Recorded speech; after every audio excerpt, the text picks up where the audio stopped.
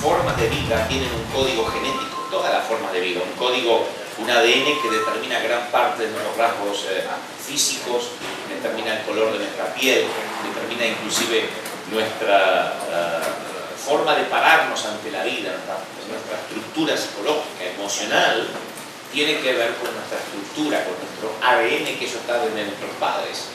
Y así como nosotros, cada uno de nosotros tiene un ADN en forma particular y personal, la Iglesia de Cristo también tiene un ADN, tiene el ADN de Dios. La Iglesia, cuando hablo de Iglesia en general, independientemente de los continentes o de cualquier parte del globo donde nos encontremos. También tenemos el ADN de Cristo, ¿sí o no? Que es el ADN divino, el ADN de Dios, y que ese ADN es lo que nos hermana, lo maravilloso. Por ejemplo, algunos de nosotros hoy nos estamos viendo por primera vez de manera personal. Y sin embargo sentimos que estamos hermanados, que caminamos juntos. Eso es maravilloso cuando uno se encuentra en un aeropuerto, por ejemplo, con un hermano leyendo la Biblia y dice: «Hey, ¿usted es hermano?». «Sí, soy hermano». Y los que no son pastores ni siquiera tienen problemas con qué denominación será, en qué creerá, cómo tomará la Santa Cena, cómo bautizarán, qué coritos cantarán. No le importa, dice: «Me encontré con un hermano en Cristo». O en nuestros países sucedía que uno iba al almacén o a la carnicería y decía el carnicero: «Amo a Cristo», o «No tengo amigos en la carne». Tengo hermano, ¿no? Yo digo, y uno se encontraba con esa gente y decía: «¿Sabes qué, viejo? El carnicero es cristiano». ¿Y qué denominación? No sé, qué sé yo. No importaba si era bautista, libre, reformado, metodista, y dentro de eso si era calvinista, arminiano, no importa. Lo sorprendente es que nos encontramos en Cristo. ¿Qué logra esa hermandad? El ADN. Algo que nos conecta, algo que nos hace sentir que somos hermanos y que hablamos el mismo idioma. Y la Biblia dice en Efesios 1:22: «Y todas las cosas las sometió bajo sus pies y la dio por cabeza sobre todas las cosas a la iglesia, la cual es su cuerpo, la plenitud de aquel que todo lo llena en todo». O sea, es indudable que la iglesia tiene el ADN de Dios, que la iglesia tiene el ADN de Cristo.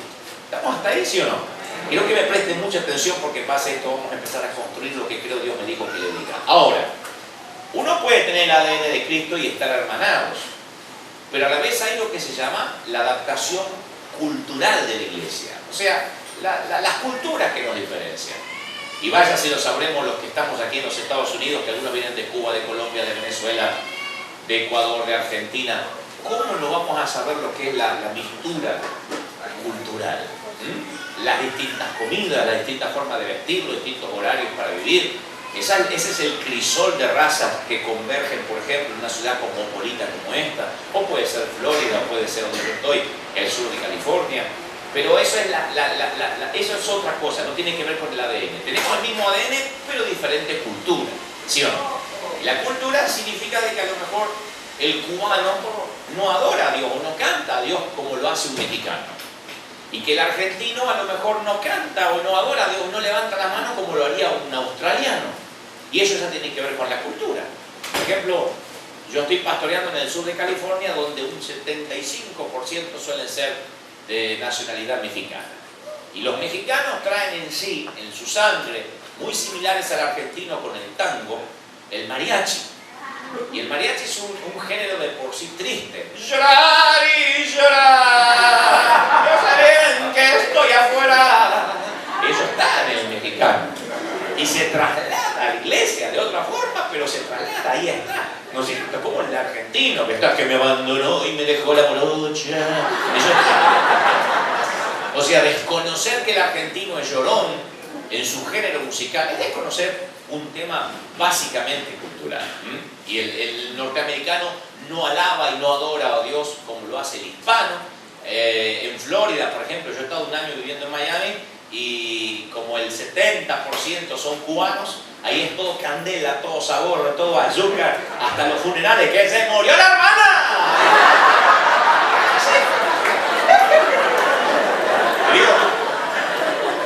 Y te lo festejan, pero porque eso es parte de la cultura del Caribe. Y la cultura del Caribe está en las iglesias de Miami, y todo es sabor y salsa, aleluya. Eso está metido dentro. Cuando yo voy desde Florida a California me encuentro con un cambio cultural atroz. Y lo peor que puedo decir, la torpeza más grande es, en California no está el mover de Dios que hay en Miami. Uno suele confundir mover de Dios con temas meramente culturales. Uno no puede decir necesariamente los anglos, los norteamericanos están todos muertos en la iglesia.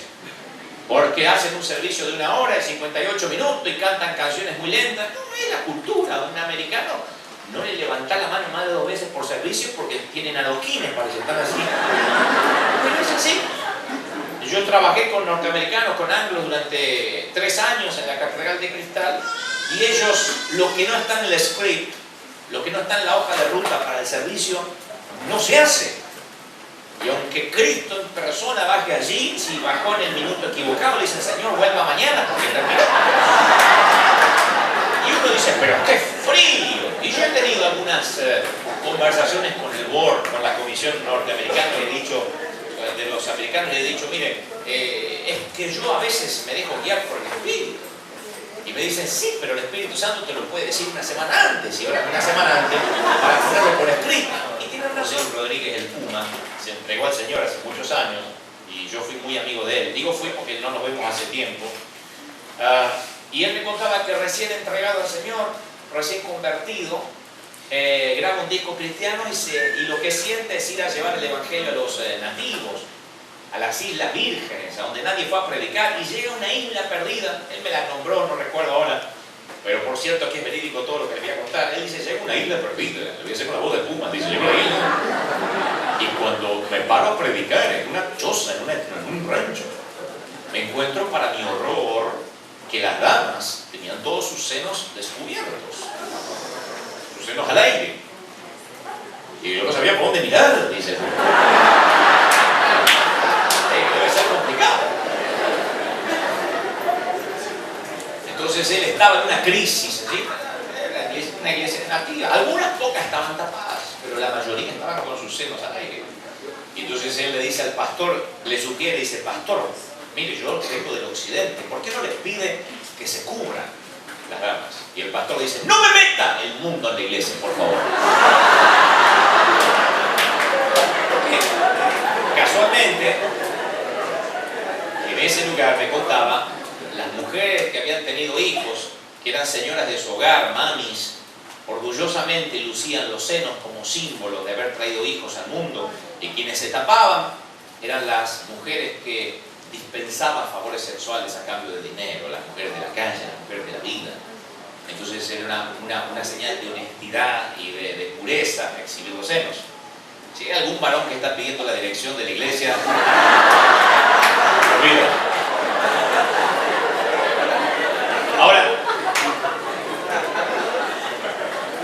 puede haber una contextualización, porque toda iglesia se debe contextualizar. Yo he llegado a California y me dice, mire, aquí no funcionan los servicios los domingos a la tarde, por ejemplo. ¿Por qué? Porque California se levanta muy temprano, 4 de la madrugada, 5 de la mañana, el pueblo hispano, y se le ocurre hacer un servicio 7 de la noche el domingo, no viene nadie.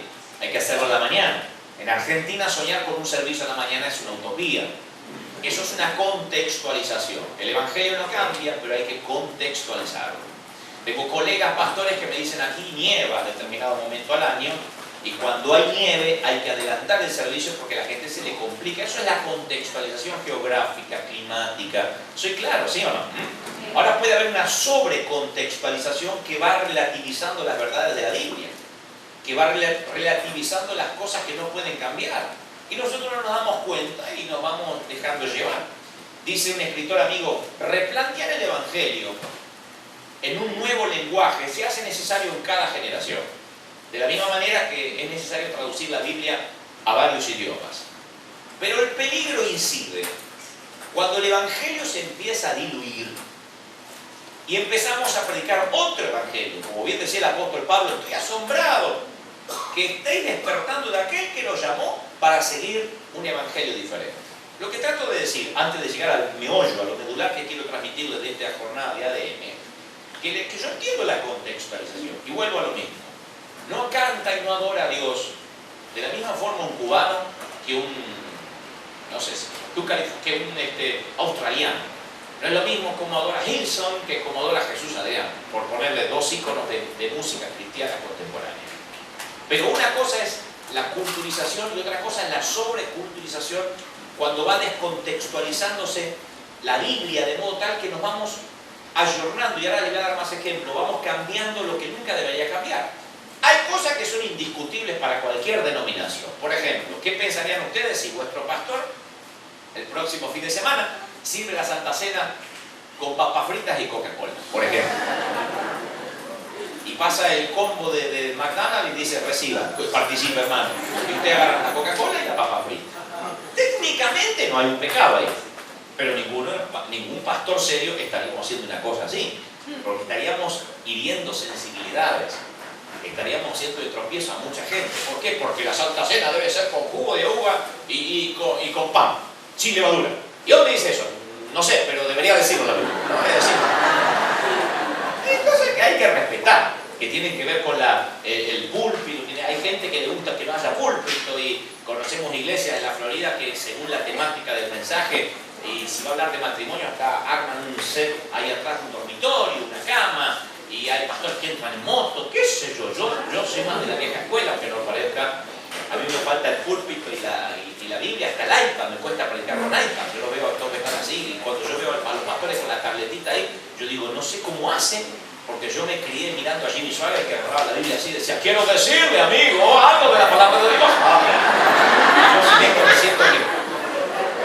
Yo siento que debo de Biblia ahí en vez de Dios, entonces me pondría. Pero eso es un tema personal. Torpe de mí si algún día quisiera levantar una doctrina en base a eso. Yo tenía un pastor alemán, un hombre nacido en Stuttgart, Alemania, no el perro, siempre aclaro, el pastor. El hombre fue envejeciendo, sabio como pocos, pero con un error, que al envejecer pensaba que Dios envejecía con él. Pensaba que Dios también se volvía senil como él lo estaba haciendo. Y entonces empezó a decir lo que él creía que a Dios le gustaba, que casualmente eran sus gustos personales. Y un hombre sabio, un hombre que esgrimía la Biblia de una manera extraordinaria y magnífica, en sus últimos años terminó diciendo, a Dios le gusta la música del violín y el acordeón, no de la batería bonita. A él le molestaba la batería y la guitarra eléctrica, y el violín y el acordeón son los instrumentos que él tocaba. Entonces decía, esa es la música de Dios. Y yo recuerdo siendo joven, digo, cuando algún día empieza a peinar canas, empieza a vivir los años altos, nunca voy a olvidar que mis gustos no tienen que ser necesariamente los gustos de Dios. Y ya no soy un hombre demasiado adulto, que tengo 44 años, pero ya hay música que no entiendo. Ya me ha tocado estar en conciertos cristianos que quien me precede está cantando un rap o un reggaetón y yo no lo entiendo. Que no lo entiendo. No lo entiendo. Porque yo soy del tiempo de la guitarra y cantar que me critique, que me persiga. Pero que no me quiten decir aleluya. Esa es una canción. Pero decir eso estaba Dios y en esto no está Dios es una torpeza mía de desconocer la cultura. Mis hijos me van empujando a eso. Mis hijos suben al automóvil mío, escuchan la música que yo escucho y se quieren suicidar con un lunario.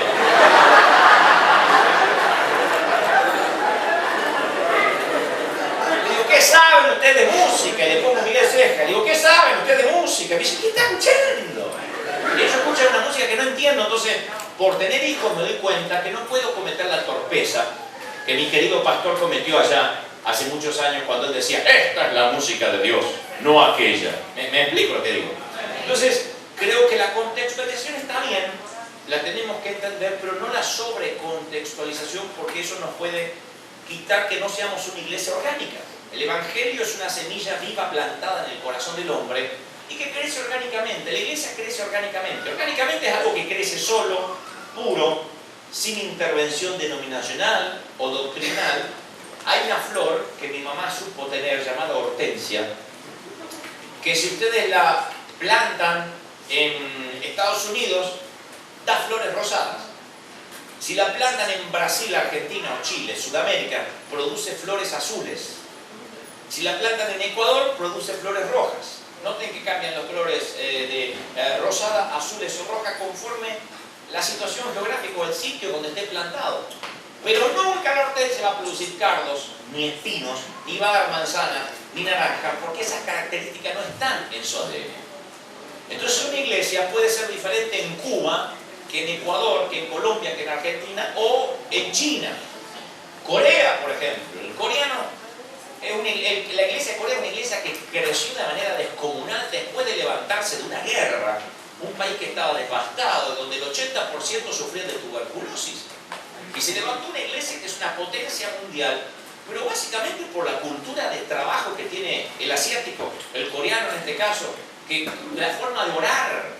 Un coreano, yo creo que si Dios está oyendo la oración de un hispano, de un americano y de un coreano, Dios dice, por favor, respondámosle al coreano pero que se calle primero. El coreano ora,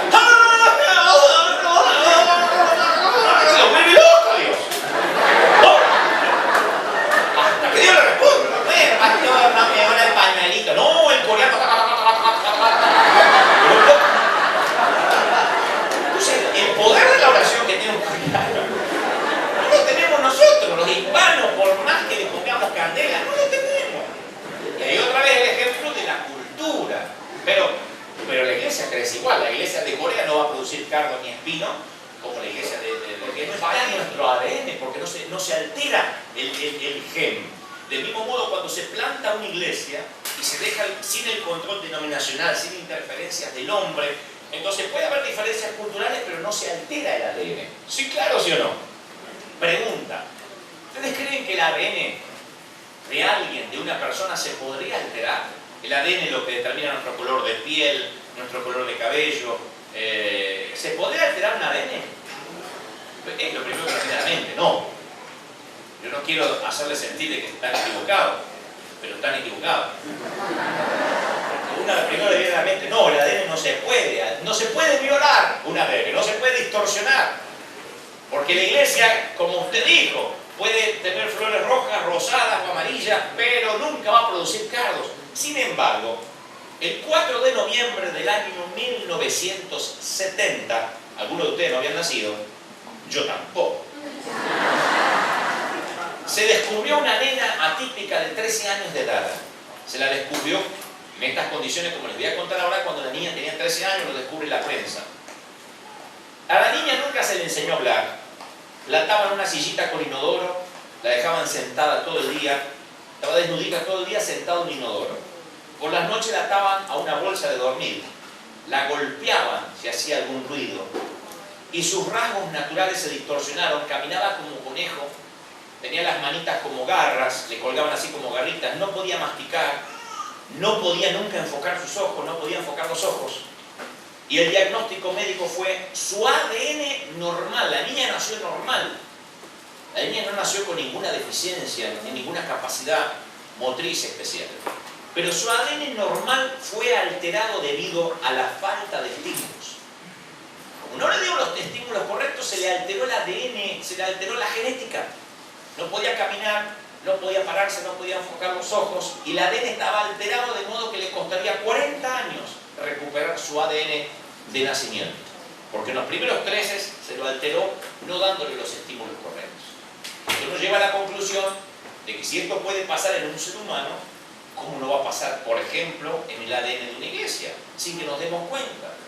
Que nuestro ADN empieza a cambiar y se empieza a alterar, y en lugar de tener las manos correctas, las tenemos como garritas, y en lugar de caminar estamos saltando, pero como todos saltamos no nos damos cuenta. Como todos hacemos como animales, no nos damos cuenta que no había que hacer así, y nos vamos anestesiando. Como cuando en nuestros países nos anestesiamos con la inseguridad, o nos anestesiamos con los gobiernos corruptos, o nos anestesiamos con cosas que acá a lo mejor se sorprenderían. Allá decimos, bueno, está bien, gracias a Dios el policía me paró, pero no me robó. Nos vamos anestesiando. ¿Sí? No todas las policías son malas, digo, en nuestros países, pero a veces uno cuando te paraba un policía en Argentina, uno decía, bueno, vamos a ver que por lo menos no me saque tanto dinero. Uno no partía de que la justicia estaba deteniendo. Uno partía de que era un muchacho que ganaba poco dinero y tenía un uniforme y un arma, así que mejor no portarse mal. Entonces, cuando uno se anestesia esa situación, uno cree que esa es la forma de vivir. Por eso digo siempre, los hispanos que llegan a este país, o entran al sistema o el sistema los termina vomitando.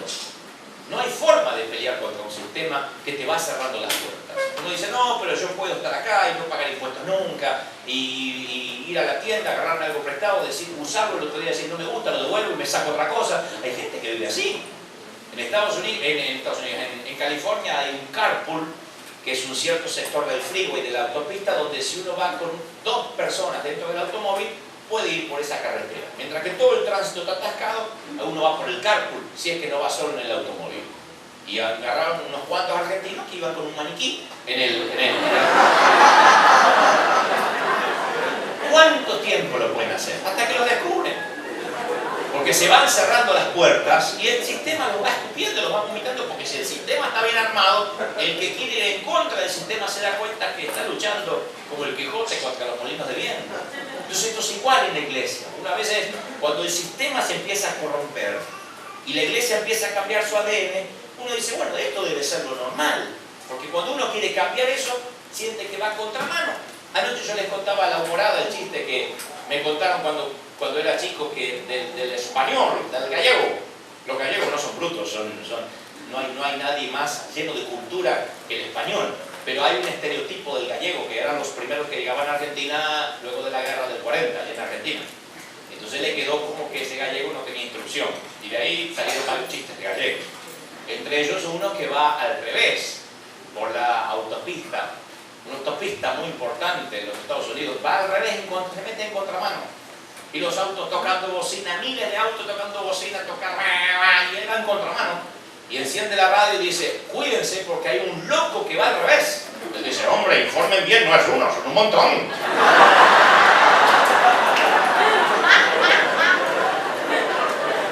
Y a veces uno siente que va al revés.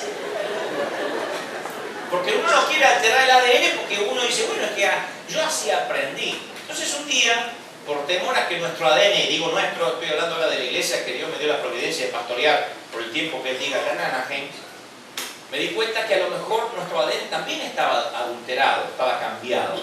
Y que ya no era un tema, bueno, hay que adaptarse a la cultura. Me di cuenta que a lo mejor nuestra iglesia, lo original no era tan original. Entonces empecé a predicar sobre lo que no éramos. Porque uno a lo mejor no sabe bien qué es lo que va a hacer en la vida, pero descubrir lo que no quiere ser ya resuelve el 50% del problema. Cuando tú dices, yo no sé dónde Dios me quiere, pero sé dónde no me quiere, ya eso es un adelanto. Hay gente que no sabe dónde Dios lo quiere, dónde Dios no lo quiere, y está por la vida llevado por cualquier viento de doctrina. Entonces empezamos a ver lo que no éramos. Y un día me paré un domingo ante la congregación y dije, señores, les voy a decir lo que la iglesia no es. La iglesia no es mercadotecnia, no es Microsoft, la iglesia no es General Motors, no es un multinivel, no es un negocio, no es Walmart. La iglesia no es a gusto de cliente. Y esto fue duro para los hispanos allá en California, porque la mayoría no son discípulos, son clientes. El pastor que me entrega la posta hace 4 años atrás me dice, cuidado, porque acá se te ofenden y no te vienen más. Como si me estuvieran entregando un restaurante. Mirá que acá la gente es brava, acá el hispano no es cualquier cosa, me dijo. Acá si no le das un buen parqueo para el automóvil, no te vienen, Y si llueve, no mojan el auto. Y el servicio es cortito el servicio. Porque este es el país del consumismo. Queremos hamburguesa más grande, hay Big hamburguesa. Queremos un auto con 7 apoyavasos, hacen uno con 14 apoyavasos. Nadie va a tomar tanta soda dentro del auto, pero te viene con 14 apoyavasos. Este es el país del consumismo, del cliente, hay que tenerlo feliz. Porque en la vereda de enfrente te ponen un mall, un shopping que te dan más recursos o más crédito o más descuento que acá. Y entonces me decían, pero mirá que acá el hispano no es como en nuestros países. Y yo al principio sentí la presión de que tenía clientes. No se ofendan, hasta el mensaje mío estaba condicionado para que no se me ofenda la gente. No le digas mucho, acá hay que bendecir a la gente, hay que decirle que sea feliz, que vaya para adelante porque trabaja mucho y acá no vienen a perder el tiempo. Entonces no había que hablar mucho de cruz, ni de sacrificio, ni de pagar precio, porque acá la gente se te ofende y se va enseguida a otra congregación y hasta te amenazaban. Hoy en día nuestra iglesia ha crecido mucho y yo a la hora del mensaje cierro las puertas, se queda la gente afuera, después el mensaje no entra. Y a los que llegan tarde se les cobra estacionamiento. A todos los que llegan tarde se les cobra estacionamiento. Si llegan a horario de servicio, la iglesia paga el estacionamiento. Si no, se les cobra. Y cuando empieza el servicio se cierran las puertas herméticamente. Y entonces hace 2 domingos teníamos 200 personas afuera. Pero ¿cómo puede ser? Se cierran las puertas, esto no es de Dios. El servicio empezó a las 11. El pastor está predicando 12:20. Y si para usted la iglesia es menos que un cine, no venga. Porque no hay nadie que vaya a ver Los Vengadores al cine y vaya a 40 minutos.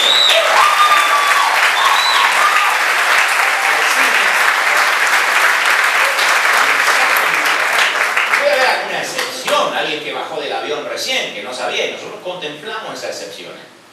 Pero nosotros no tenemos un servicio a las 5 de la mañana que dice, ¿sabe qué? El despertador a las 4 no me suena, es a las 11 de la mañana.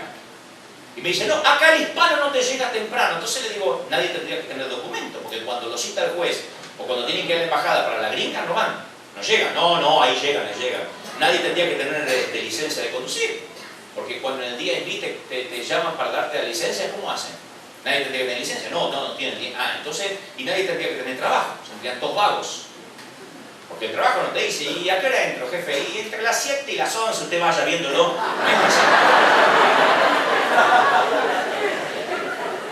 Entonces, si llegan tarde, no es un tema de contextualización. Es que la iglesia es una piecita más del rompecabezas allá abajo si me queda tiempo. Porque estoy acá para pagar el mortgage, para pagar la hipoteca, para tener el sueño americano, mandar a mi hijo a la universidad, y si puedo me congrego. Eso es otra cosa. De donde yo vengo, no concebíamos en nuestros países faltar a la iglesia. Y llegar tarde es una locura. Yo hasta me acuerdo, en 30 años, una vez que llegamos tarde, y era un pecado mortal llegar tarde a la iglesia. Y el pastor decía 7 de la mañana y llegamos para orar, ponerse los patincitos ahí y arrodillarse a orar 1 hora antes del servicio. No éramos clientes, a ver, y si no me voy, me ofendo y me voy a otro lado. Porque no se trataba de nosotros, se trataba de Dios. Cuando uno va al cine, va a media hora antes, se compra las palomitas de maíz, se compra la soda y se sientan, todo el mundo fue al baño, miren que después no voy a andar perdiéndome la película y todo el mundo está ahí.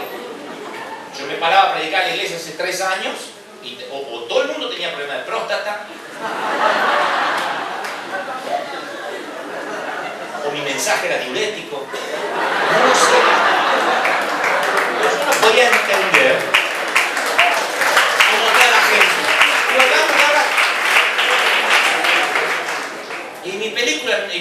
Mi mensaje. No, lo que quiero decir es que el servicio no es más largo que Titanic. O sea, no es una cosa continuada de 6 horas y media, eran 2 horas.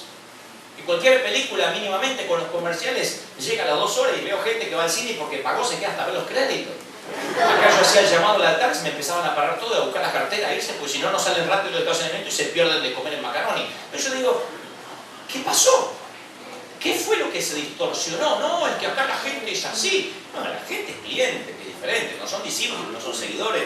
Creen que esto es un negocio, creen que esto es un sitio para venir y pasar el tiempo. Un multinivel, Walmart, pero esto no es Walmart. Entonces el primero que tuve que entender para cambiar la cabeza fui yo como líder, como pastor. Lo planteamos seriamente con mi esposa, con Liliana. Digo, Liliana, o nos cambiamos, nos tuercen el brazo ahora, o no. Construimos la iglesia como sabemos en la Biblia que era la iglesia, y como aprendimos. Y mi esposa me dice, por ahí no nos queda nadie. Bueno, pero muramos en nuestra ley. Vamos a enseñar a la gente que llega tarde, a la hora del mensaje se le cierra la puerta, punto. Y se considera, pero yo no tengo problema si alguien dice, si viene un borracho en la puerta y dice, ya empezó el mensaje, a eso le abrimos. A veces se puede perder, eventualmente se puede perder si está la puerta cerrada. Pero el creyente, el que se ofende y se va con el otro pastor, ese no se pierde más, ese le va a hacer la vida imposible a otro pastor.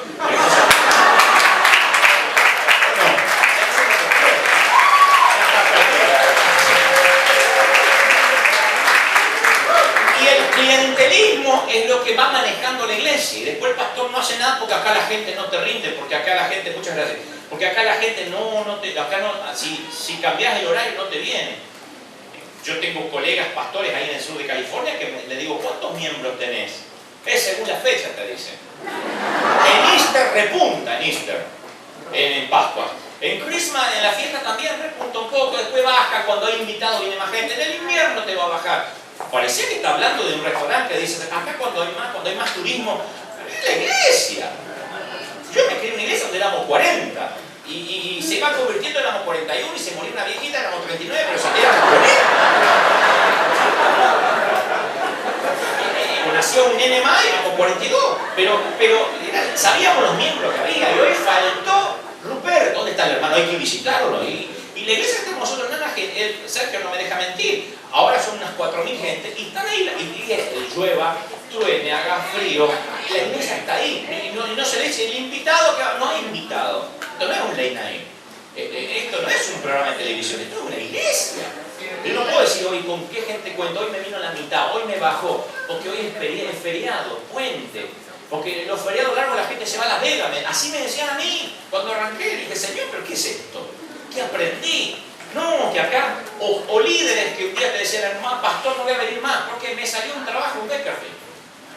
Primera vez que yo escuchaba que el trabajo estaba por encima del...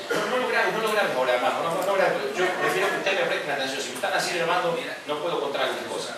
Pero a mí me sorprende mucho el hecho de que me decían, me fui a trabajar a Beckerfield, por ejemplo. Y yo le digo, pero... ¿Y Dios te mandó? No, pero me salió un trabajo mejor, me pagan el doble. Pero así como, ni le preguntaron a Dios. ¿Qué becas tu iglesia, hermano? Sí, pero allá voy a buscar algo, o si no lo sigo por televisión, hermano, pero me salió un trabajo. La prioridad es el trabajo. La prioridad es el dinero. ¡Pum! No se discute. Ni le preguntó a Dios. Y yo recuerdo en nuestro tiempo que era una crisis enorme. A lo mejor no considerabas tanto dejar tu mujer como dejar la iglesia. A lo mejor tenías que dejar los hijos, renunciar a... Pero la iglesia donde Dios te planificó, te tenían que operar para sacarte de él. Y hoy viene una libertad y fulano, no se cubría más, que ahora le salió un trabajo por allá. Y me di cuenta que los hispanos, no hablo de ustedes porque no los conozco, los que tenía allá, estaban por el sueño americano, no por el sueño de Dios. Por eso no hay raíces, por eso no hay iglesias fuertes, por eso no hay solidez. Por eso las iglesias no crecen ni son grupitos, parecen sectas metidas, enquistadas en la sociedad, que no afectan a la sociedad, que no generan cambio, no permean la sociedad, no es la levadura que leuda ninguna sociedad, porque hay gente que no está comprometida, porque son clientes. Y yo le dije, señoras y señores, no somos mercadotecnia, no somos Microsoft, no somos Walmart. ¿Qué otra cosa no somos? Y bueno, la iglesia no somos un refugio del miedo tampoco. En Oklahoma, en Kansas, se construyen lugares subterráneos para los tornados. Un sitio donde la gente pueda esconderse se le llama refugio del miedo. Entonces hay otras congregaciones que yo las he vivido también, donde no está el deseo de ser sal, de salar la sociedad y de ser luz. Es aguantar, me meto acá porque acá me siento bien. Y otra vez vuelve a lo mismo, es un club de amigos. ¿Por qué va a la iglesia? No, porque está la reunión de las hermanas y tomamos el tecito y aparte hablamos lo mismo y un mismo sentir. Y es lindo en la semana encontrarse con gente que está en un mismo canal, me dice. Y esa no es la motivación de la iglesia. Cristo no murió en la cruz para que nos juntemos y seamos amigos. De hecho, que en Pentecostés estaban 120 años y vino la persecución más feroz de la historia y fueron esparcidos por las naciones y se acabaron la reunión de unidos.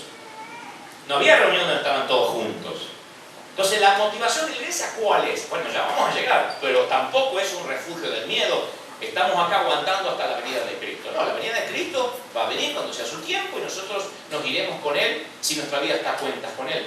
Pero no dice aguanten, soporten. Si no salen la sociedad, permeen, sean luz. Una luz no se pone debajo del almud. ¿Estoy siendo claro, sí o no? Ahora, la iglesia no es una iglesia sin cruz, porque no podemos poner nunca el carro delante del caballo, no podemos buscar el poder del Espíritu Santo sin pasar por la cruz, porque primero fue el Calvario y después fue el Pentecostés, primero el altar del sacrificio y después el fuego. El fuego no cae sobre altares vacíos, porque si yo me paro en una iglesia y no hay un altar sólido y digo, ¿cuánto alaban a Dios? Aleluya, aleluya. Yo he estado en congregaciones así, ¿cuánto dice gloria a Dios? ¿Cuánto dice aleluya? ¡Grítalos! ¡Ah! Y pasan a danzar enfrente.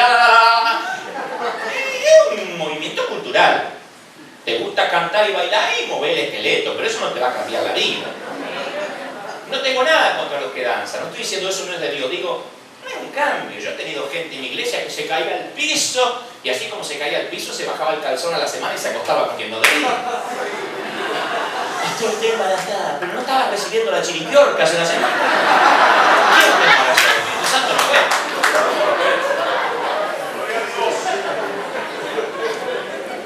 Adulterando, fornicando. Ah, pero tenemos un mover en la iglesia, hermano.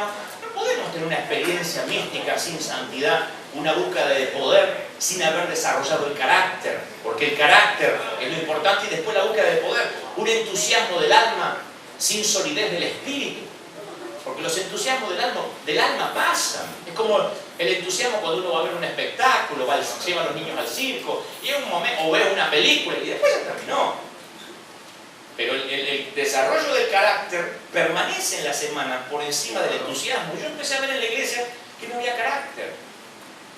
Llenaban formas para ser líderes, no estoy hablando hace 4 años atrás, llenaban formas para ser líderes y había un cuadrito donde ponían casado, tenían que tildar, estaban casados, divorciados, en concubinato, no para exponerlo, sino porque si estaban en concubinato a ver si podemos resolver el problema. Y luego todos ponían casados, yo tenía solteros y casados. Dije, qué bueno, me habían dicho que acá había muchos divorciados, muchos juntados, muchos concubinatos. Digo, qué buena iglesia me tocó.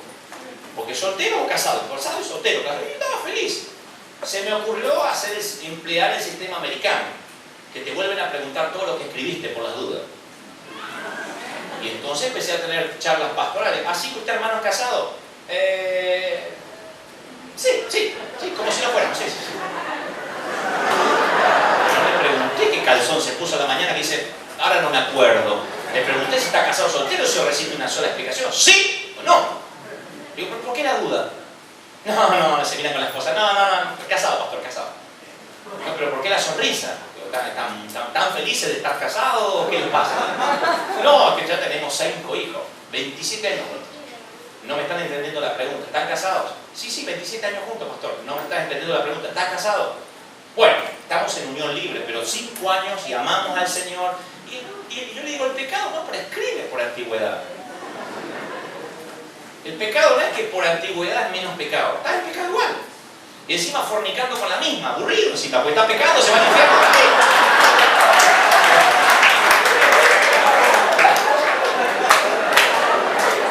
Pero si está fornicando, hombre, se va al infierno igual. Por lo menos que varíe la cosa. Que es bíblico. Ustedes dirán, pero ¿qué está diciendo? Es bíblico, es mejor que sea frío o caliente. Dice la Biblia, porque al tibio Dios lo vomitará de su boca.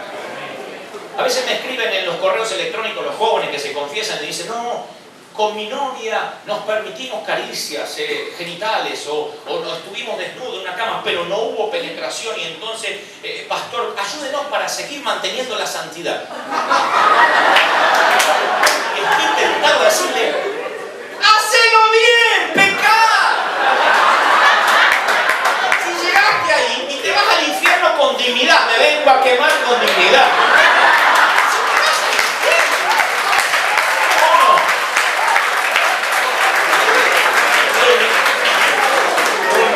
El Señor usó la metáfora del vómito, porque yo que soy mortal me produce vómito, náuseas, la falta de entrega, de compromiso. No, es que estuvimos ahí acariciando, no, pero no llegamos a eso. No se piensa que el pecado, si lo dice la Biblia, que todo hombre que mira a una mujer para codiciarla, ya digo que ya pecó en su corazón. Le hace falta que le pongan dibujitos para que lo entiendan. Es que no sé, yo consumo pornografía, pero es que tengo necesidad y por eso yo caigo en la masturbación. Pero la Biblia no dice que está buscando qué se puede y qué no se puede, en lugar de qué me edifica y qué no me edifica, qué glorifica a Dios y qué no glorifica a Dios. Entonces hay cosas, pero hay cosas que no hay, ni siquiera la Biblia tiene que ser explícita. La Biblia no peca nunca por omisión. Esto se olvidó de ponerlo el Señor. Pero el Señor no habló de pornografía, de lo que iba a venir en el futuro, pero habla en lo que tenemos que pensar, en todo lo puro, en todo lo honesto. Cuando alguien está consumiendo, por ejemplo, pornografía, ¿dónde está el pecado? ¿En la genitalidad? No, en la mente. Y el pecado está acá, en lo que está invernando, en lo que están proyectando en el teatro de su mente. Y si ingiere basura, tendrá basura para dar. La Biblia está llena de eso, es un claro concepto de cómo vivir en santidad, no hace falta más nada. Compara la iglesia con un matrimonio, el vivir en pureza. Cuando yo veo eso me pregunto, ¿serán realmente convertidos? ¿O creerán que el Evangelio es un libro de autoayuda? Y si los predicadores además, en lugar de confrontar el pecado, le enseñamos a manejar las debilidades, porque acá son hispanos y se te ofenden, si en lugar de echar los demonios los enviamos a un psicólogo, por ejemplo, si de pronto les ponemos los dones por encima del trono, y le decimos, no, usted cree en el Señor, que es poderoso, diga las palabras correctas. Y esto es un fenómeno que no cuenta con garantías bíblicas. No cuenta. Porque de pronto empezamos a vivir de las falsificaciones y cuando la gente no conoce lo real, dice, y debe ser esto el Evangelio. Porque no conoce lo real. Los secretarios, los tesoreros del Tesoro de los Estados Unidos, habrá leído en algún libro por ahí, se les entrena para distinguir el dinero falso sin maquinita. Están entrenados por el tema tactilar, por el tema del pulgar, porque inmediatamente cuando tocan un billete falso les salta a la vista y se dan cuenta. ¿Por qué? Porque viven tocando billetes verdaderos.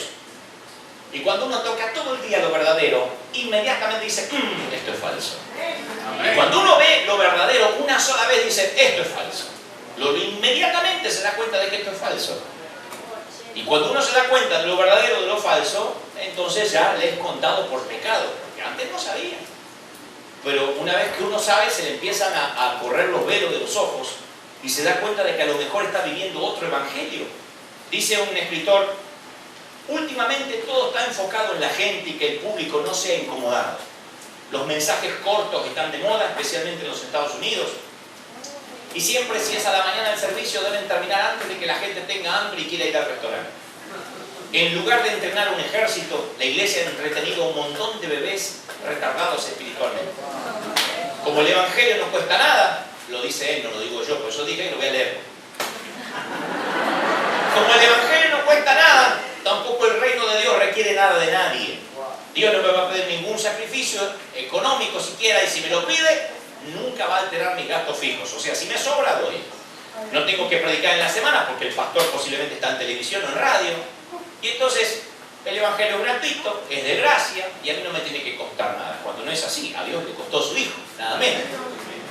Entonces nosotros pensamos, bueno, pero esto de gracia sigue que el pastor trabaje. Y como dice también un famoso autor, si uno lo puede ver en las mascotas, si un perro pudiera hablar, nuestro perro diría, mi amo me alimenta, mi amo me da abrigo, mi amo me acaricia y me da una casa. Mi amo tiene que ser un Dios. Y el perro te mueve la cola y te festeja cuando llegas. El gato, si han tenido felinos, ¿saben lo que les digo? El gato, si pudiera hablar, diría, mi amo me alimenta, mi amo me acaricia, mi amo me da abrigo. Tengo que ser un Dios. Entonces hay que descubrir si en la iglesia tenemos gatos o perros. Y cuando yo me paré ante la congregación de Anaheim, la mayoría no decían amén. Decía, ¿están contentos? ¡Miau! Porque venía a decir, mi pastor me da un mensaje, mi pastor me tiene que poner aire acondicionado para que yo venga, me tiene que esperar si llego tarde, tiene que darme un buen estacionamiento. Yo debo ser un tipo importante para mi pastor, debe necesitar mi diezmo. Y venía con espíritu de gato. Eso es muy nuestro del hispano. ¿Y yo qué gano con esto? Nosotros somos así, ¿no? Y esto no es una crítica, que quedaría muy mal si yo fuera gringo, pero yo soy hispano, así que sé bien de lo que hablo. Es una autocrítica. Nosotros vemos una fila a cualquier lado y decimos, ¿qué dan? ¿Qué dan? Y nos ponemos en la fila para sacar sangre. Pero ahí estamos. ¿Acá dan algo?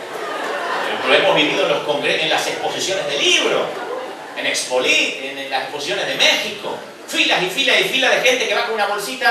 ¿Acá qué te están? ¿Regalan algo? No. Bueno, acá regalan algo. Se van llevando todos los papeles, las cosas, y nadie compra. Pasan todos los que buscan regalos. Acá hay regalos, porque en el stand allá dan regalos. ¿Acá qué dan? Porque yo pagué mi ticket. ¿Acá qué dan? Nada te dan. Entonces yo tuve que cambiar la mentalidad del creciente oveja. Dame, bendecidme, ungidme, llénenme, órenme. Tuve que cambiar eso porque era la gente que venía a recibir. El cliente. Y cuando uno va a tener una iglesia de clientes, uno empieza sin darse cuenta a tener gente que no está sacrificando su vida por Jesús, está intentando con Jesús. Y el verdadero evangelio, damas y caballeros, es incómodo para la carne, revela el corazón del hombre, ofende la mente, genera conflictos familiares. Ese es el verdadero evangelio. Porque uno puede decir, y el Señor vino para unir tu familia, porque no es bíblico. La Biblia dice que se va a levantar padre contra hijo, hijo contra padre en una misma casa, a causa del evangelio. O sea, yo quiero que mi familia esté unida, pero a veces a causa del evangelio va a generarse un conflicto y eventualmente voy a tener que decidir por Cristo, por sobre la familia. Y fíjense que me miran diciendo, ¿qué herejía? Lo dijo el Señor, el que no deja padre, madre, hermanos, hermanas, a causa de mi nombre. Niéguese a sí mismo. Querían seguir a Jesús. Yo me encuentro con un Jesús que o no estudió en nuestros seminarios bíblicos, o tenía poco carisma, poco don de gente, o sabía poco de reunir multitudes. Porque cualquier predicador televisivo le ponía unas cuantas clases a Jesús de cómo tenía que predicar. Porque a Jesús se le acerca un joven rico, dice la Biblia, que había guardado todos los mandamientos. ¿No es ese un miembro para sentarlo en el primer asiento? Dijo que puro. ¿Está casado? ¿De verdad? Casado, legalmente y por iglesia. ¿Alguna vez mintió? Jamás. ¿Paga los impuestos? Siempre paga la iglesia. Tipo que cumplió todos los mandamientos. Y que encima millonario y no sabe dónde poner el diezmo. De pastor lo pongo yo. Y el Señor se le da por complicar la vida al muchacho. Vende todo lo que tienes y después sigue. ¿Será que el Señor no necesitaba dinero? Sí que necesitaba, tenía tesorero. Lo que pasa es que el problema de este muchacho en su corazón era el amor al dinero. Y si el muchacho amaba el dinero más que a Jesús, no lo iba a poder seguir. Esa era una maleta que él tenía que dejar. El problema no era de Jesús con el dinero, el problema era de él con el dinero. Vende todo lo que tienes y después sígueme. Y el muchacho, entristecido, se fue. Y no veo que Jesús dice, ¡ey, ey! Bueno, tampoco te tomes tan... Vení, vení, te digo otra palabra. Vení, vení, vení. Lo dejó ir.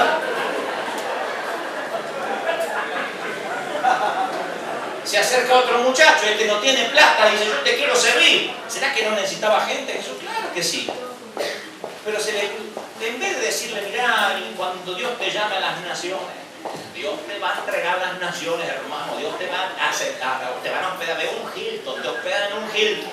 Veo que Dios te da un auto del año, hermano, y te va a dar honra y honor y anillo de oro, uno para cada dedo. ¿No le dices?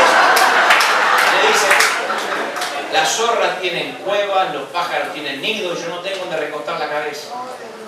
Así que no te puedo prometer ni hotel esta noche. Y el muchacho se va. No se sabe el nombre de ese muchacho, como tampoco se desconoce el nombre del joven rico. También se desconoce porque la Biblia no consideró importante registrarlos. Los nombres de los cobardes, de los que poniendo la mano en el arado y miran hacia atrás, no figuran en la Biblia. Alguien más aparentemente quiere servirle, pero antes le dice al Señor, déjame hacer una fiesta con mis amigos de despedida, levantar una buena ofrenda y poder seguirte, porque escuché lo del hotel y entonces así voy con un seguro. Y le dijo, nadie que ponga la mano en el arado es digno de ser mi discípulo. Y les complicaba la vida. Otro viene y le dice, deja que entierre a mi padre. Mi papá no estaba muerto, no venía de un funeral. Significaba un dicho hebreo, deja que mi padre envejezca, muera, lo entierre, cobre la herencia y después con dinero estoy más cómodo para seguirte sin ser una carga. Miren qué noble, qué loable. Pastor, déjeme hacer dinero en mi compañía. Y entonces yo de esa manera, teniendo dinero, yo vengo a servir con mi dinero a la iglesia. Y yo le hubiese dicho, sí, hermano, qué bueno. El Señor le dice, deja que los muertos, los que no tienen a Dios, a Cristo, entierren a sus muertos. A tal punto que sus discípulos hablan con Jesús y dicen, Jesús, dura esta palabra. ¿Quién la puede aguantar? Porque dice que muchos al escucharlo dejaron de seguirlo. Claro, porque no era atractivo seguir a Jesús. No era el evangelio que estaban esperando. Dura esta palabra. Y no veo que Jesús diga, sí, es que me salta el legalismo, el Moisés adentro. No. Les dice, ¿qué? ¿Esto los ofende? ¿Ustedes también se quieren ir? Váyanse. Y los invita a irse. Yo empecé a invitar a irse a la gente de nuestra iglesia. No me deja Sergio mentir, en cada servicio los invito a irse. Si ustedes creen que aquí se exige, si mi mensaje es demasiado cruz, si aquí se enoja porque la puerta se cierra a la hora del mensaje, vayan con mi amigo, este otro pastor amigo, y le nombro el nombre y la dirección. Ahí tiene una buena iglesia para congregarse. Y si no hay una iglesia gringa acá que te dejan entrar por Starbucks a la hora que quieras, y dura 58 minutos y te queda todo el día libre. Pero no vengas acá. Oye, pastor, como 2 horas de culto, hay una iglesia acá de gringos, 58 minutos aunque baje Cristo. Y no vaya. Y los echo. Y mi pastor me dice, no eche más a la gente, que se vaya, si esa gente no sirve. Porque yo tengo que plantearme si quiero llenar la iglesia o quiero llenar el cielo.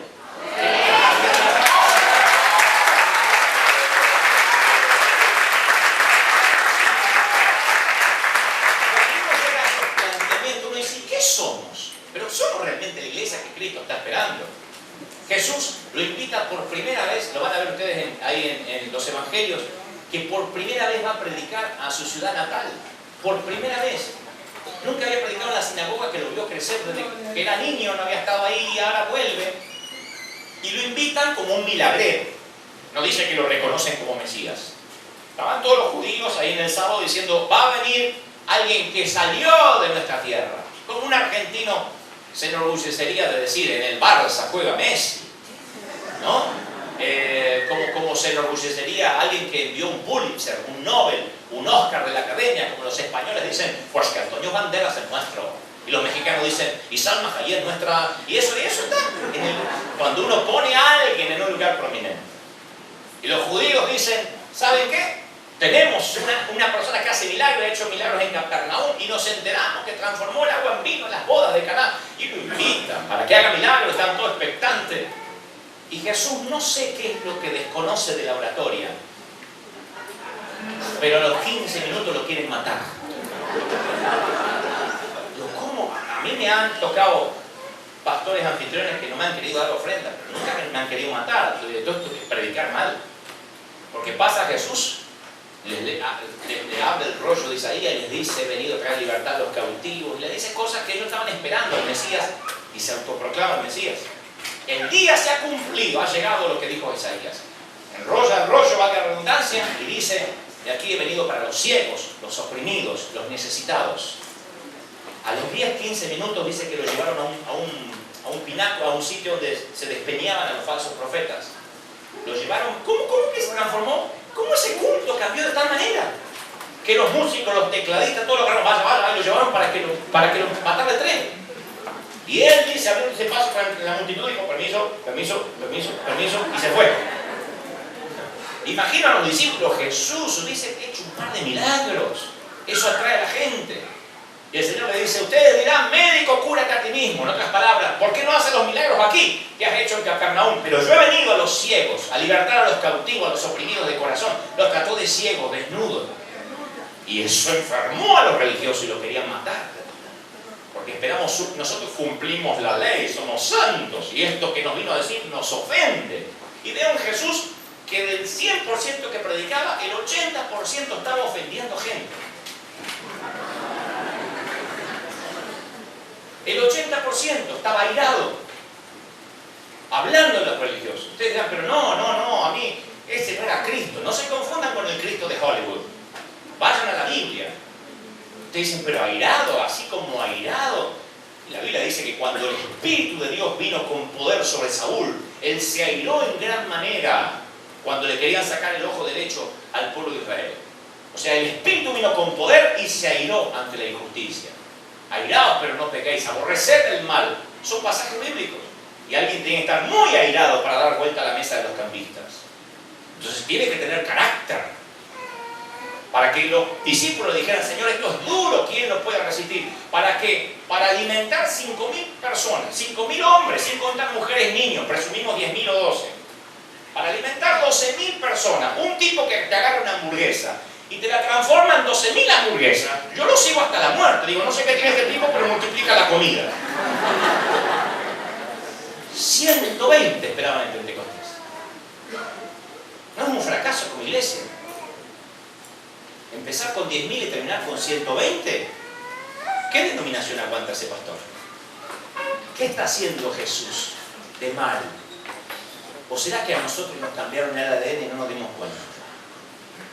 ¿O será que nos contextualizamos de manera tal que dijimos, bueno, la hortensia, tú dijiste, produce flores rojas y azules, pero acá no se trata del colorcito de la flor, de la forma de alabar del cubano, del australiano, acaso se trata de espinas y cardos que antes no había. Pero yo voy a la iglesia, usted me dice, bueno, pero es el evangelio antiguo ese, y yo trato de que sea lo más antiguo posible. Yo no quiero predicar el evangelio de los 70, yo quiero predicar el evangelio de hace siglos atrás, el evangelio de los discípulos, que en todo caso es el verdadero, el más puro. Y cuando uno vuelve al evangelio puro, uno se da cuenta, pero entonces no estarán las cosas mal. No nos estaremos yendo por la tangente y no nos dimos cuenta. Somos la iglesia que el mundo está esperando. Juan el Bautista está preso, se entera que ha de venir, o seguimos esperando a otro. Y Jesús le dice, díganle a Juan que los muertos resucitan, los sordos oyen, los ciegos ven. Dígale que el tiempo ha llegado. Entonces Juan se puede morir tranquilo. Dígale que se muera tranquilo. Yo le pregunto a nuestra iglesia, ¿seremos la iglesia que realmente el mundo está esperando? ¿O el mundo tiene que seguir esperando a otra? ¿O somos un Walmart más? La iglesia linda que está frente a Disneyland, que ahora es un poquito más divertida, y el pastor cuenta unos chistes de suegra. ¿Seremos esa iglesia o seremos la iglesia que el mundo estaba esperando? Si Juan hoy nos preguntara, usted dirá, entonces, ¿qué es la iglesia? Bueno, la iglesia son muchas cosas, pero yo se lo puedo resumir en un solo versículo. Hechos 5:11 da la clave de cómo debiera ser una iglesia. Ananías y Zafira, un matrimonio que ustedes la mayoría conocen, le miente al Espíritu Santo, no tenían la obligación de donar nada. Nadie les pidió, vendan la casa y siembrenla. Estos gansos van y hablan de más, nadie se los pidió. Vendieron la casa y encima vienen con mentira. Aquí está el total de la casa. Nadie le dijo el total, el 50%, pero mintieron. Y cayeron muertos. Estoy hablando del Nuevo Testamento. Porque algunos creen que el Dios del Viejo Testamento es un viejito de mal humor. Y que las hojas blancas que van desde Malaquías hasta San Mateo es como que afeminan a Dios y lo vuelven un Dios bueno, un Dios de amor, que ya no es el viejito malhumorado del Dios de los ejércitos, era un Jesús de paz y amor, medio hippie. Y no es así. No es así. Dios es un Dios de amor en el Viejo Testamento y en el Nuevo. Y Dios es un fuego consumidor en el Viejo Testamento y en el Nuevo. Con el Señor no se juega. Ni podían jugar los profetas ni podemos jugar nosotros. Es el mismo Dios, no ha cambiado. No es que se afeminó, el Señor se volvió pusilánime. No. Porque Ananías y Zafira cayeron muertos en la época de la gracia, como si acá en una iglesia alguien cayó muerto por mentir en una ofrenda al Señor. ¿Y qué pasó en la iglesia? Y bueno, ahí dice, entonces vino un gran temor, los que supieron estas cosas. Dijeron, entonces esto no es un negocio, acá está Dios en serio. Y por mano de los apóstoles se realizaban muchas señales, y estaban todos unánimes, pero ninguno se atrevía a juntarse con ellos. ¿Quiénes? Porque después dice, y se agregaban multitud de hombres y mujeres, se añadían constantemente. ¿Cómo ninguno se atrevía a juntarse y se añadía una multitud? Está separando dos tipos de personas. El carnal, el mejor lugar para un carnal para esconderse es una iglesia. No hay mejor lugar para un carnal que una iglesia muerta para esconderse. Porque uno cree que, vieron que cuando hemos escuchado de chico, el camino ancho lleva a la perdición y el angosto lleva a Cristo. Entonces uno dice, yo estoy en el angosto porque vengo a la iglesia. Creemos que el ancho es un camino grandote con luces como Las Vegas o Manhattan, que dice 20 chicas fáciles aquí, juega la ruleta aquí, y uno va así, humo de cigarrillo, y te ofrecen cosas, voy por el camino ancho, ¿cómo llegué acá? No. Los que van por el camino ancho creen que van por el angosto, no se dan cuenta. Los creyentes que van por el camino ancho no saben que están por el camino ancho hasta que se encuentren con el Señor cara a cara. Creen que van por el angosto porque están en el mismo bus donde van todos. Dice, yo estoy en el bus de la iglesia, si yo me congrego en la iglesia pentecostal redimida del séptimo día de la Shekinah pentecostal ortodoxa liberal. Yo me congrego, que tenemos la sola doctrina, y porque está arriba del bus, cree que va a la puerta del cielo. Pero cuando el bus llega a la puerta del cielo, empiezan a bajar de a uno y hay un molinete, la puerta estrecha donde pasan de a uno. No pasan por congregación. No pasan por denominaciones, es un molinete, como cuando pasa uno, o en los bancos, pasa de uno. Pero yo venía en el bus, llegué hasta acá, sí, pero ahí en la puerta hay una bifurcación, que va al infierno y otra que entra al cielo, ahí en la puerta. O sea, o los pastores hacemos la división acá y le decimos a la gente, usted va por el lado equivocado, o se divide allá, pero que se divide, se divide. No podemos creer que vamos todos porque estamos acá y le cantamos al Señor y yo soy cristiano, nadie me quita la salvación. ¿Quién dijo?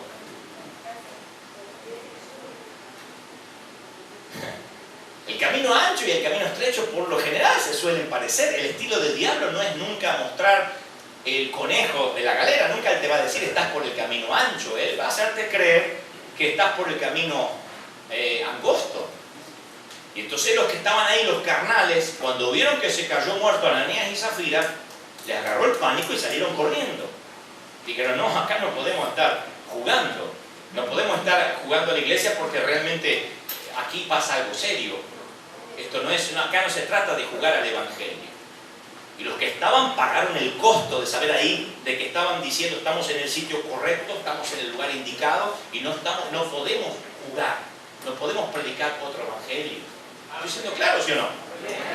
Si un ángel del cielo anuncia un evangelio diferente, sea anatema, sea maldito, dijo Pablo a la iglesia de Galacia. Sea anatema, porque si yo busco el favor de los hombres, no voy a buscar el favor de Dios. Él hablaba de un evangelio de espíritu, de un evangelio de poder. Pero si uno fundamenta el evangelio sobre argumentos, si uno le dice a la gente, venga a la iglesia, Cristo puede cambiar su vida, acérquelo a Cristo y le doy un montón de argumentos, usted va a ser feliz, Dios le va a dar la gringa, le va a dar la nacionalidad, la amiga no lo va a perseguir más, su hijo va a dejar de ser rebelde, su esposo nunca más va a tomar alcohol. La gente compra un paquete como cuando uno se adhiere a un seguro de vida. Y viene por argumentos. Cuando uno de esos argumentos falla, se va de la iglesia por argumentos. No tiene verdaderos fundamentos porque nunca tuvo un encuentro con Dios. El que tiene real encuentro con Dios, dice Tommy Tini, a Saulo de Tarso le bastaron 30 segundos de cielos abiertos para nunca más moverse. Ustedes nunca van a ver a Saulo diciendo, por ejemplo, no estoy seguro, la verdad que tanto azote, tantos naufragios y tanta persecución no era parte del paquete. A mí me dijeron que yo iba a ser feliz, a mí me dijeron que el evangelio era pum para arriba esto no es lo que me dijeron. Ustedes van a ver que Pablo decía, vale la pena hasta morir, hasta me quiero morir, porque para mí es ganancia ir en este mundo. ¿Qué hace que un tipo que había sido perseguidor y había sido lo más parecido al Hitler de la época se transforme hoy en el gran Pablo? 30 segundos de cielos abiertos. Saulo, ¿por qué me persigues? Solo una frase o dos le cambiaron la vida para siempre. Pero cuando la gente va a la iglesia y en vez de tener un encuentro con Dios, tiene un encuentro con el hombre, se decepciona, se vacuna contra Dios. ¿Cuánto nos cuesta llevar a un inconverso a la iglesia para encontrarse que nosotros los pastores estamos manipulando para sacar dinero, porque la visión se nos cambió, porque los gastos fijos nos condicionan el mensaje? Si no predicamos de ofrenda, no pagamos el lunes la renta, entonces ya no podemos predicar mucho de cruz. Tenemos que predicar que esto hay que pagarlo, hermano, y se nos viene el morgue encima y el banco nos está apretando. Y entonces el inconverso va y dice, lindo el club. Pero la verdad que no me encontré con ningún cielo abierto. Nadie me habló de qué se trata el evangelio. Hay un magnífico predicador que él dice, no estoy de acuerdo que esta generación necesite un tono más amable y más suave para que acepte a Cristo. El evangelio nunca ha cambiado. Y él pone la metáfora acertada. Dice, si un pasajero se sube a un avión y le dice, colóquese el paracaídas. ¿Para qué? Para mejorar la calidad de vuelo. Porque con el paracaídas usted va a estar más cómodo, va a estar más feliz, va a disfrutar del champán o del jugo de naranja. Póngase el paracaídas porque el paracaídas le va a hacer que usted se sienta VIP. El tipo dice, bueno, se pone el paracaídas, no hay nada más incómodo que un paracaídas. Se sienta así, se da cuenta que no puede reclinarse. A las 2 horas le doy la espalda, está incómodo, se empiezan a burlar de él, se saca el paracaídas y dice, me engañaron. Pero si al pasajero se le dice, mire, el avión no está bien del todo, póngase el paracaídas porque si se cae lo va a necesitar. Y va a ser incómodo, y un poco incómodo va a ser. Pero este avión ya se cayó varias veces. Y teniendo el paracaídas usted va a estar aventajado de los demás. Porque algunos ni llegan a ponérselo. Usted al tenerlo puesto, como pagó más, entonces se va a salvar. Ese tipo no le importa la incomodidad. Ese tipo dice, bueno, no le dijeron que el paracaídas mejora su calidad de viaje. Si yo le digo a la gente, póngase a Jesús para ser feliz. Cuando vienen las pruebas, cuando vienen las tribulaciones, cuando vienen las luchas, dice, me engañaron, no mejoró mi calidad de vida a Jesús. Es que nunca se le dijo que Jesús no era para cambiarle solamente la calidad de vida acá. Es para que cuando eventualmente pidan tu alma, no te vayas al infierno. Es para salvarte del castigo eterno. Para eso era el paracaídas, no para mejorar la calidad de viaje. Es más, el paracaídas, el evangelio causa más incomodidad que si no lo tuvieras. Problemas familiares, gente que se te burla, tribulaciones, nuevo nivel de unción, nuevo demonio. Siempre pasa eso. Dios te lleva a nuevos niveles y se levanta un nuevo demonio, que ni siquiera es Satanás, porque a veces Satanás está sobre mí. Él no es omnipresente. No es el diablo en persona, no se crean tan importante, el diablo vino a mí. El diablo, pobrecito, tiene un montón de demonios raquíticos que van andando acá, los va cambiando, pero no, la información que tiene es muy... Ahora por ahí con los GPS un poquito, pero no. Pues creemos que el diablo está a todos lados. El diablo está a todos lados. No tiene buena información cruzada tampoco ahí abajo. Tiene un problema de información. Pero sí te asigna un demonio cuando sabe, presiente, percibe, escucha, lee, discierne lo poco que puede discernir sin la ayuda del Espíritu, porque no lo tiene el Espíritu Santo, que vas a ser un individuo peligroso en el reino. Y te trae complicaciones y te trae problemas porque te dice: a este tipo hay que vigilarlo de cerca. Porque sabe que cuando te acercas a Dios, Él te va a meter más presión y sabe que eso puede desalentarte si es que no ha sido sembrado en buena tierra. Dice el Señor, algunos son como los que son sembrados en pedregales, que cuando oyen la palabra la reciben con gozo, pero no tienen raíz, son inconstantes. Y cuando viene la tribulación, cuando viene, no dice, ¿y si viene? No dice, y a lo mejor viene, porque a algunos pobrecitos les toca, no, y cuando viene, como algo normal. Cuando viene la tribulación o cuando viene la persecución, por causa de la palabra, estos tipos sufren tropiezo. Porque tienen una experiencia mística sin santidad, porque buscan el poder sin desarrollar el carácter, porque buscan el entusiasmo del alma sin la solidez del espíritu, porque hacen un énfasis en la experiencia sobrenatural en vez del cambio de carácter. Cuando viene la crisis no va a aguantar porque fue sembrado en piedra, no sabe ni siquiera por qué está en el Evangelio. ¿Estoy siendo claro, sí o no? Es Biblia, lo dice la Biblia. Yo recuerdo, porque les está predicando o hablando un pastor pentecostal. No crean que soy un tipo cerrado, justo me tocó un tipo como va cerrado a la unción. Mi pastor es Claudio Freyson, hace 20 y tantos años. Vivimos un mover donde nos caíamos al piso, hablamos en lengua. Muchas veces me caía al piso por el poder de Dios. ¿Por qué? Aclaro por si alguien no cree en eso. Es simplemente una reacción del cuerpo a un toque interno del espíritu. Dios respeta la estructura emocional de cada uno. Por eso es el Dios de Abraham, el Dios de Isaac y el Dios de Jacob. No es el Dios de Abraham, Isaac y Jacob. Dice, yo soy el Dios de Abraham, el Dios de Isaac y el Dios de Jacob. Mismo Dios, distintos tratos para cada uno, conforme lo que necesitemos. Soy papá de 4 hijos y no tienen el mismo trato, pero los amo los 4 por igual. ¿Por qué no tiene el mismo trato? Y porque yo le digo a uno hacer tal cosa y va y corre, lo hace. Y el otro, misma mamá, mismo papá, mismos genes, a la 8ª amenaza de muerte empieza a considerar. ¿Cómo voy a tener el mismo trato? No puedo tener, permiso, no puedo tener el mismo trato. Porque son los mismos hijos, pero y eso es Dios. Jacob necesitaba un trato más duro que el de Abraham. Moisés necesitó un trato diferente al de Gedeón. Dios sabe cuál es nuestra estructura emocional. Y hay gente que somos tripartitos, cuerpo, alma y espíritu. Y Dios va al espíritu. Pero también está el alma, envuelto en un alma, en los sentimientos, en lo que sentimos. Ay, pastor, yo sentí un frío, yo sentí un calor. Y también está el cuerpo reacciona. Pero yo no puedo decir, los que no se caen no tienen el poder de Dios, porque mi viejo es alemán, mi mamá es inglesa. Y yo nunca los vi caer al piso y ellos lloran y llenos de Dios, pero el viejo... Pero antes se va a caer un árbol antes que él se caiga. Y muchas veces mi pastor me ha dicho, vení Dante a la plataforma. Y me ha dicho, más para él. Y muchas veces me caí y otras veces me tiré en adhesión. ¿Cómo no me voy a caer? Estamos en televisión, me está tirando delante de todo, ¿cómo me voy a quedar duro? Dijo, más sí.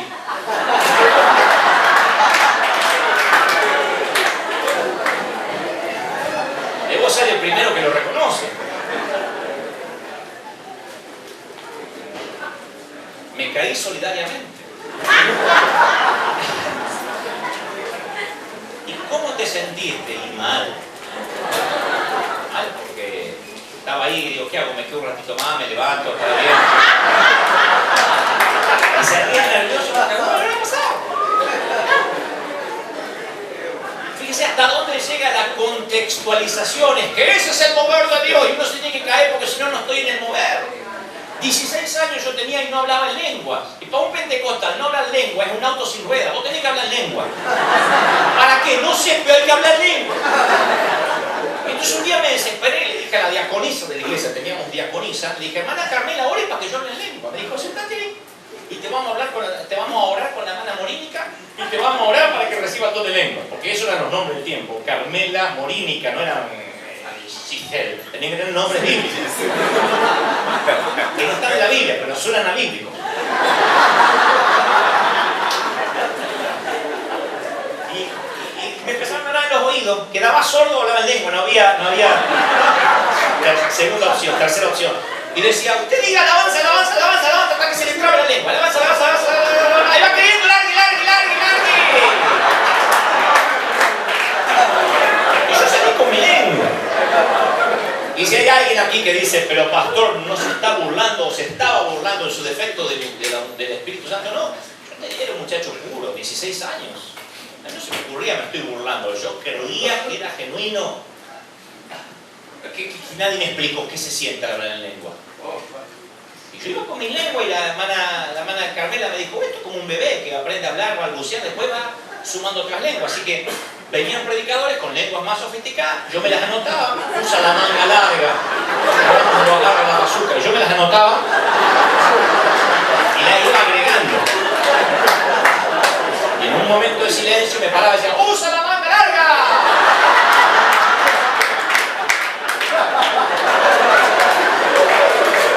Estoy diciendo, ¿qué estrenando lengua?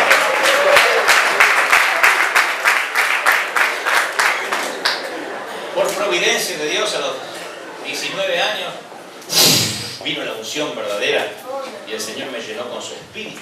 Por misericordia de Dios. Yo dije, ¿qué estuve haciendo 3 años antes simulando lo que no tenía? Moisés bajó de la montaña, su rostro le brillaba, y no dice la Biblia que le brilló hasta el fin de sus días. Fue un efecto colateral, fue un momento, un efecto dominó de haber estado en la presencia de Dios. Y él se tenía que descubrir porque la gente no lo podía ver. Pero hubo una mañana en que se levantó a afeitar y ya no le brillaba el rostro. ¿Habrá tenido el valor para sacarse el velo y decir, muchachos, ya no me brilla? ¿O le habrá gustado ese glamour de dejarse el velo y simular que todavía brillaba? Porque eso causaba cierto glamour. Pobre la mujer de Moisés, dormir con alguien que le brilla el rostro, dormir con una luciérnaga.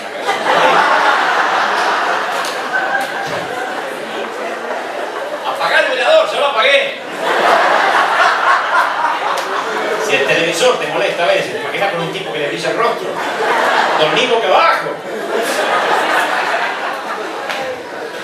Pero digo, hubo un momento que le dejó de brillar, ¿o no? Me estoy permitiendo una licencia, digo, me estoy permitiendo fantasear qué habrá pasado. ¿Por qué critico a Moisés? No lo estoy criticando, es una autocrítica, porque muchos de nosotros simulamos lo que no tenemos. ¿Cuántos predicadores impostamos la voz durante tiempo, impostan la voz, una voz que no tienen, gestos que no son regulares en él, pero parece que todo eso habla que tiene unción, colores, determinados colores del traje que parece que lo emparentan más con la presencia de Dios o lo hace más nítido? ¿Cuántos de nosotros tenemos formas y modos que adquirimos y se supone que así tienen que actuar los ungidos? ¿Cuánto bendeciríamos los hombres de Dios si dijéramos, iglesia, a mí también a veces me cuesta orar y les voy a enseñar cómo vencer esa batalla? Pero uno tiene miedo de a veces de perder autoridad, de que la gente diga, wow, entonces es humano. Entonces, siempre es preferible, para tener mayor control de la gente, decir, ustedes son ovejas y no están a mi nivel. Algún día van a llegar. Nunca llegan. Y hacen sentir que uno nunca puede llegar. Y uno ya viene con los complejos, diciendo, no tengo lo que hace falta, Dios no me va a usar. Y se sienta y ve un modelo así, se para acá, y la paloma así, y se le para acá. Y uno dice, wow, yo no puedo nunca llegar a eso.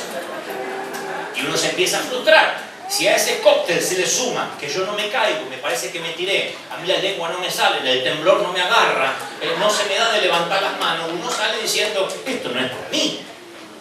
Y uno empieza a tener tal complicación que se pierde lo que era el verdadero evangelio, que no era nada de eso, ni siquiera los frutos. No puedo vender el evangelio promocionando los frutos, porque si los pecadores responden con motivos impuros, les va a faltar el arrepentimiento. Y no hemos venido a Cristo para vivir más felices, sino para ser salvos del juicio de Dios. Y muchos hijos de Dios pierden su paz, pierden lo que tenían a causa de las turbulencias, porque fueron persuadidos con palabrerías. fueron persuadidos para que vinieran como si Cristo estuviera de oferta y nunca se predicó el Evangelio verdadero. Y decimos, no, lo que pasa es que Dios es un Dios feliz y Dios tiene buena onda. Y la Biblia dice que el corazón de Dios muchas veces está triste por el pecado. Jesús lloró sobre Jerusalén, suplicó a su pueblo por medio de los profetas como Isaías o Ezequiel. Proverbios dice, los ojos del Señor están en todo lugar, mirando a los buenos y a los malos. O sea que esta mañana o anoche Él vio cada asesinato, cada persona que murió de hambre, cada niño que fue abusado, cada niño que fue maltratado. ¿Cómo Dios va a mirar eso sin entristecerse? Es que Dios es un Dios cool, como un hippie, buena onda. No, dice la Biblia, Efesios 4:30, no entristecer al Santo Espíritu de Dios. Pasa que hemos hecho un Dios a nuestra imagen y semejanza, un Dios de bolsillo, un salvador personal. Hemos hecho un Dios que a nosotros nos cae bien, un Dios, uno necesita hacerse un Dios. ¿Y cómo es Dios? Ahora yo veo que Dios es un Dios buena onda, un Dios que siempre me alienta, es el Dios que queremos tener. Pero ese no es el Dios de la Biblia. El Dios de la Biblia exige integridad, exige, quiero ahorrar a la intimidad. Yo soy un cliente, soy un hispano cliente, le pago mi diezmo para que el pastor trabaje, traiga un mensaje y rápido me tengo que almorzar y el mensaje me tiene que servir para la semana. Yo no tengo tiempo de orar ni andar buscando a Dios. Es eso. En su momento decían, ¿por qué Dios habla solo por Moisés? ¿Y qué hace Dios? Baja al campamento. Y hay truenos, y hay relámpagos, y Moisés dice, ¿quieren entrar? Ahí está Dios. Y el pueblo dice, no, ve tú, no sea que nosotros muramos. Ve tú y dinos, ¿qué quiere Dios para nosotros? ¡Qué cobardes! Pero díganme si eso no grafica nuestras congregaciones. Pastor, ¿qué le dice Dios para mí? Ay, óreme, usted que está tan cerca y usted lo escucha tanto, Dios. ¿Y por qué no hace el mismo esfuerzo para que te escuche igual que a mí?